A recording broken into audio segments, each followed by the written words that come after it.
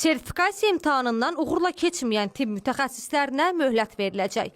Onların iş yeri və aylıq vəzifə maaşları saxlanılacaq.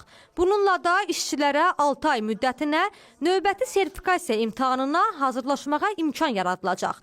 Üstəlik, əmək müqaviləsinə xitam verilməmək şərti ilə. Tibb mütəxəssislərinə hüquq verilir ki, sertifikasiya şəhadətnaməsini əldə etmək üçün 5 ildən bir sertifikasiya imtahanında iştirak etməklə yanaşı, yerli və beynəlxalq səviyyədə akkreditasiya olunmuş elmi tədris tədbirlərində iştirak etməklə, elmi pedaqoji və müstəqil fəaliyyətlə məşğul olmaqla müvafiq sayda kredit ballarını toplasınlar və həmin sertifikasiya şəhadətnaməsini əldə etsinlər. Əsas məqsəd isə işçilərin sosial müdafiəsini qorumaq və onlara əmək müqaviləsi saxlanılmaqla yenidən imtahanda iştirak imkanı yaratmaqdır. Yəni, praktik olaraq bu onlara imkan verəcək ki, işləməsələr də belə 6 ay müddətində vəzifə maaşlarını ala bilsinlər.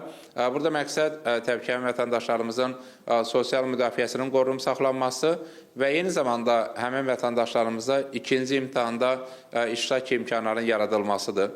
Və praktik olaraq bu halda artıq vətəndaşlarımız sertifikasiyanın ikinci imtahanına daha asan və eyni zamanda sosial baxımdan müdafiə olunaraq hazırlaşa bilirlər və iştirak edə bilirlər. O ki qaldı 6 aydan sonra da sertifikasiya imtahanından keçə bilməyən tibb mütəxəssislərinin sonraki aqibətinə onlar tibb sahəsində işləmə imkanını itirəcəklər. Bu zaman isə onlar yalnız səhiyyə sahəsində texniki işlərdə çalışmaq hüququna malik olacaqlar.